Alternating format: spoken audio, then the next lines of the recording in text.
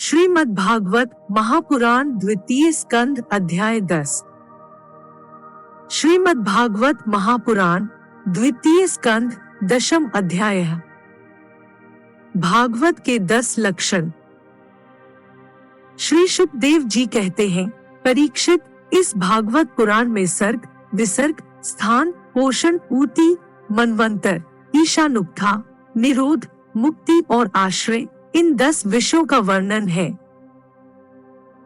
इसमें जो 10वां आश्रय तत्व है, उसी का ठीक ठीक निश्चय करने के लिए कहीं श्रुति से, कहीं तात्पर्य से और कहीं दोनों के अनुकूल अनुभव से महात्माओं ने अन्य 9 विषयों का बड़ी सुगम रीति से वर्णन किया है। ईश्वर की प्रेरणा से गुणों में शोभ होकर रूपांतर होने से जो आकाशादि पंचभूत, शब्दादि तन्मात्राएं, इंद्रिया, अहंकार और महत तत्व की उत्पत्ति होती है, उसको सर्ग कहते हैं।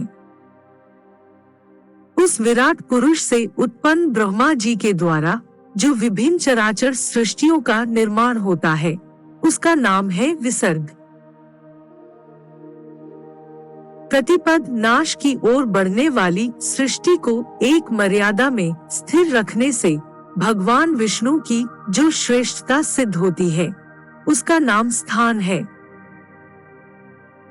अपने द्वारा सुरक्षित सृष्टि में भक्तों के ऊपर उनकी जो कृपा होती है, उसका नाम है पोषण। मनवंतरों के अधिपति जो भगवत भक्ति और प्रजापालन रूप शुद्ध धर्म का अनुष्ठान करते हैं, उसे मनवंतर कहते हैं। जीवों की वे वासनाएं जो कर्म के द्वारा उन्हें बंधन में डाल देती हैं, ऊती नाम से कही जाती हैं। भगवान के विभिन्न अवतारों के और उनके प्रेमी भक्तों की विविध आख्यानों से युक्त गाथाएं ईश कथा हैं। जब भगवान योग निद्रा स्वीकार करके शयन करते हैं, तब इस जीव का अपनी उपाधियों के साथ उनमें लीन हो जाना निरोध है। अज्ञान कल्पित कर्तृत्व, भोक्तृत्व आदि अनात्म भाव का परित्याग करके अपने वास्तविक स्वरूप परमात्मा में स्थित होना ही मुक्ति है। परीक्षित, इस चराचर जगत की उत्पत्ति और प्रलय जिस तत्व से प्रकाशित होते हैं, वह परम ब्रह्म ही आश्रय है। शास्त्रों में उसी को परमात्मा कहा गया है। जो नेत्र आदि इंद्रियों का अभिमानी दृष्टा जीव है, वही इंद्रियों के अधिष्ठात्री देवता सूर्य आदि के रूप में भी हैं, और जो नेत्र गोलक आदि से युक्त दृश्य देह है, वही उन दोनों को अलग अलग करता है। इन तीनों में यदि एक का भी अभाव हो जाए, तो दूसरे 2 की उपलब्धि नहीं हो सकती। अतः जो इन तीनों को जानता है, वह परमात्मा ही सबका अधिष्ठान आश्रय तत्व है। उसका आश्रय वह स्वयं ही है, दूसरा कोई नहीं। जब पूर्वोक्त विराट पुरुष ब्रह्मांड को फोड़कर निकला, तब वह अपने रहने का स्थान ढूंढने लगा, और स्थान की इच्छा से उस शुद्ध संकल्प पुरुष ने अत्यंत पवित्र जल की सृष्टि की। विराट पुरुष रूप नर से उत्पन्न होने के कारण ही जल का नाम नार पड़ा, और उस अपने उत्पन्न किए हुए नार में वह पुरुष 1000 वर्षों तक रहा। इसी से उसका नाम नारायण हुआ। उन नारायण भगवान की कृपा से ही द्रव्य, कर्म, काल, स्वभाव और जीव आदि की सत्ता है। उनके उपेक्षा कर देने पर और किसी का अस्तित्व नहीं रहता।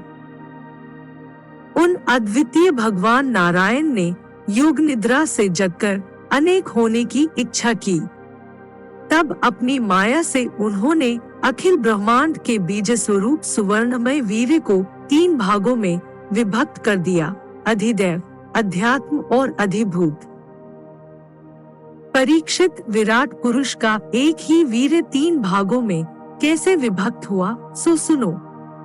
विराट पुरुष के हिलने डोलने पर उनके शरीर में रहने वाले आकाश से इंद्रिय बल, मनोबल और शरीर बल की उत्पत्ति हुई। उनसे इन सबका राजा प्राण उत्पन्न हुआ। जैसे सेवक अपने स्वामी राजा के पीछे पीछे चलते हैं, वैसे ही सबके शरीरों में प्राण के प्रबल रहने पर ही सारी इंद्रियां प्रबल रहती हैं, और जब वह सुस्त पड़ जाता है तब सारी इंद्रियां भी सुस्त हो जाती हैं। जब प्राण जोर जोर से आने जाने लगा, तब विराट पुरुष को भूख प्यास अनुभव हुआ। खाने पीने की इच्छा करते ही सबसे पहले उनके शरीर में मुख प्रकट हुआ। मुख से तालु और तालु से रसनेंद्रिय प्रकट हुई। इसके बाद अनेकों प्रकार के रस उत्पन्न हुए, जिन्हें रसना ग्रहण करती है।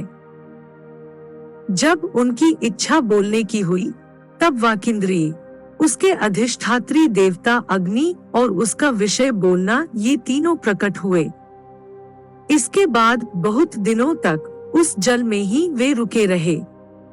श्वास के वेग से नासिका छिद्र प्रकट हो गए। जब उन्हें सूंघने की इच्छा हुई, तब उनकी नाक घ्राणेंद्रिय आकर बैठ गई और उसके देवता गंध को फैलाने वाले वायुदेव प्रकट हुए। पहले उनके शरीर में प्रकाश नहीं था, फिर जब उन्हें अपने को तथा दूसरी वस्तुओं को देखने की इच्छा हुई, तब नेत्रों के छिद्र, उनका अधिष्ठाता सूर्य और नेत्रेंद्रिय प्रकट हो गए। इन्हीं से रूप का ग्रहण होने लगा।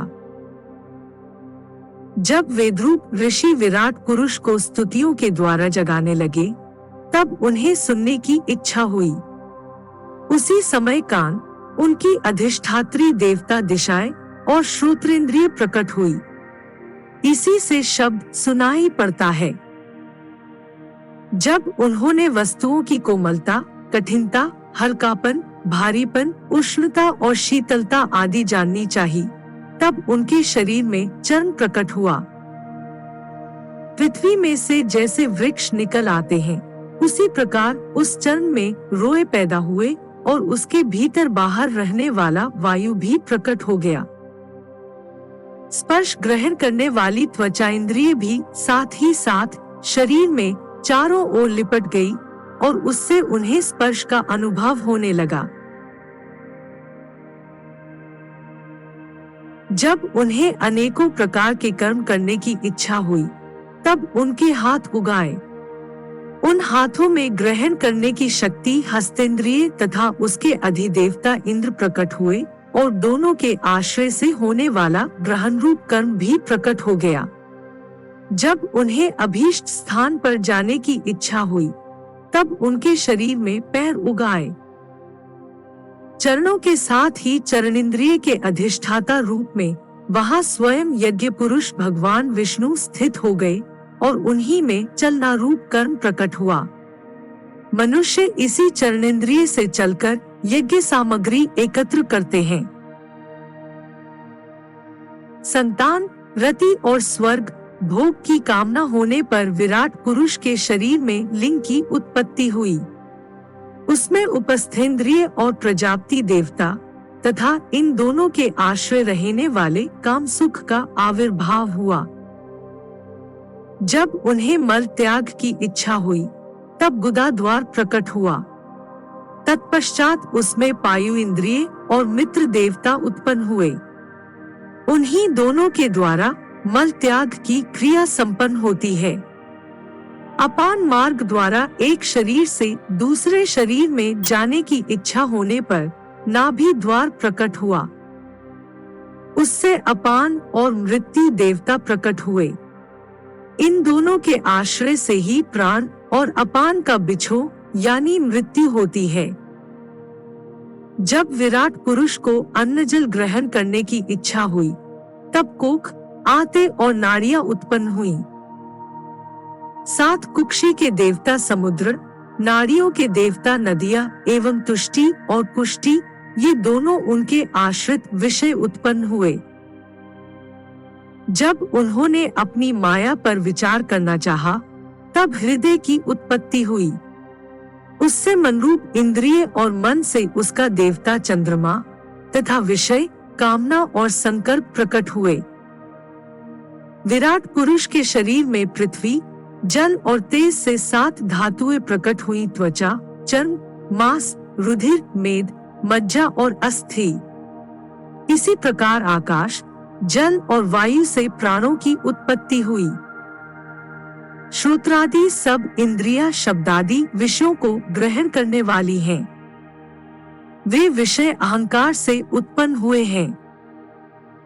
मन सब विकारों का उत्पत्ति स्थान है और बुद्धि समस्त पदार्थों का बोध कराने वाली है। मैंने भगवान के स्थूल रूप का वर्णन तुम्हें सुनाया है। यह बाहर की ओर से पृथ्वी, जल, तेज, वायु, आकाश, अहंकार, महत्तत्व और प्रकृति इन 8 आवरणों से घिरा हुआ है। इससे परे भगवान का अत्यंत सूक्ष्म रूप है। वह अव्यक्त, निर्विशेष, आदि, मध्य और अंत से रहित एवं नित्य है। वाणी और मन की वहां तक पहुंच नहीं। मैंने तुम्हें भगवान के स्थूल और सूक्ष्म व्यक्त और अव्यक्त जिन 2 रूपों का वर्णन सुनाया है, ये दोनों ही भगवान की माया के द्वारा रचित हैं। इसलिए विद्वान पुरुष इन दोनों को ही स्वीकार नहीं करते। वास्तव में भगवान निष्क्रिय हैं। अपनी शक्ति से ही वे सक्रिय बनते हैं। फिर तो वे ब्रह्मा का यह विराट रूप धारण करके वाच्य और वाचक, शब्द और उसके अर्थ के रूप में प्रकट होते हैं और अनेकों नाम, रूप तथा क्रियाएं स्वीकार करते हैं। परीक्षित, प्रजापति, मनु, देवता, ऋषि, पितर, सिद्ध, चारण, गंधर्व, विद्याधर, असुर, यक्ष, किन्नर, अप्सराएं, नाग, सर्प, किमपुरुष, उरग, मातृकाएं, राक्षस, पिशाच, प्रेत, भूत, विनायक, कुष्मांड, उन्माद, वेताल, यातुधान, ग्रह, पक्षी, मृग, पशु, वृक्ष, पर्वत, सरीसृप इत्यादि जितने भी संसार में नाम रूप हैं, सब भगवान के ही हैं। संसार में चर और अचर भेद से 2 प्रकार के तथा जरायुज, अंडज, स्वेदज और उद्भिज भेद से 4 प्रकार के जितने भी जलचर, थरचर तथा आकाशचारी प्राणी हैं, सबके सब शुभ-अशुभ और मिश्रित कर्मों के तदनुरूप फल हैं। सत्व की प्रधानता से देवता, रजोगुण की प्रधानता से मनुष्य और तमोगुण की प्रधानता से नार की योनियां मिलती हैं। इन गुणों में भी जब एक गुण दूसरे 2 गुणों से अभिभूत हो जाता है, तब प्रत्येक गति के 3-3 भेद और हो जाते हैं। वे भगवान जगत के धारण पोषण के लिए धर्ममय विष्णु रूप स्वीकार करके देवता, मनुष्य और पशु, पक्षी आदि रूपों में अवतार लेते हैं तथा विश्व का पालन पोषण करते हैं। प्रलय का समय आने पर वे ही भगवान अपने बनाए हुए इस विश्व को कालाग्नि स्वरूप रुद्र का रूप ग्रहण करके अपने में वैसे ही लीन कर लेते हैं, वैसे वायु मेघमाला को। परीक्षित, महात्माओं ने अचिंत्येश्वर भगवान का इसी प्रकार वर्णन किया है। परंतु तत्वज्ञानी पुरुषों को केवल इस सृष्टि, पालन और प्रलय करने वाले रूप में ही उनका दर्शन नहीं करना चाहिए, क्योंकि वे तो इससे परे भी हैं। सृष्टि की रचना आदि कर्मों का निरूपण करके पूर्ण परमात्मा से कर्म या कर्तापन का संबंध नहीं जोड़ा गया है।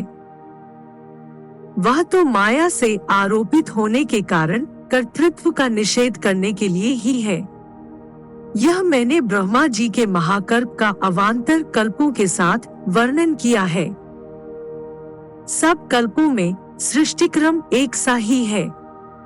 अंतर है तो केवल इतना ही कि महाकल्प के प्रारंभ में प्रकृति क्रमशः महत्तत्वादि की उत्पत्ति होती है और कल्पों के प्रारंभ में प्राकृत सृष्टि तो ज्यों की त्यों रहती ही है।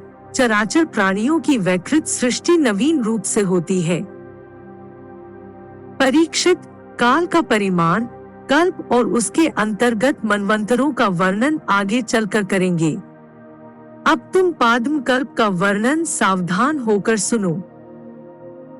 शौनक जी ने पूछा, सूत जी, आपने हम लोगों से कहा था कि भगवान के परम भक्त विदुर जी ने अपने अति दुस्तेज कुटुंबियों को भी छोड़कर पृथ्वी के विभिन्न तीर्थों में विचरण किया था। उस यात्रा में मैत्रेय ऋषि के साथ अध्यात्म के संबंध में उनकी बातचीत कहाँ हुई तथा मैत्रेय जी ने उनके प्रश्न करने पर किस तत्व का उपदेश किया। सूत जी, आपका स्वभाव बड़ा सौम्य है। आप विदुर जी का वह चरित्र हमें सुनाइए। उन्होंने अपने भाई बंधुओं को क्यों छोड़ा और फिर उनके पास क्यों लौट आए। सूत जी ने कहा, शौनकादि ऋषियों राजा परीक्षित ने भी यही बात पूछी थी। उनके प्रश्नों के उत्तर में श्री शुकदेव जी महाराज ने जो कुछ कहा था वही मैं आप लोगों से कहता हूँ। सावधान होकर सुनिए।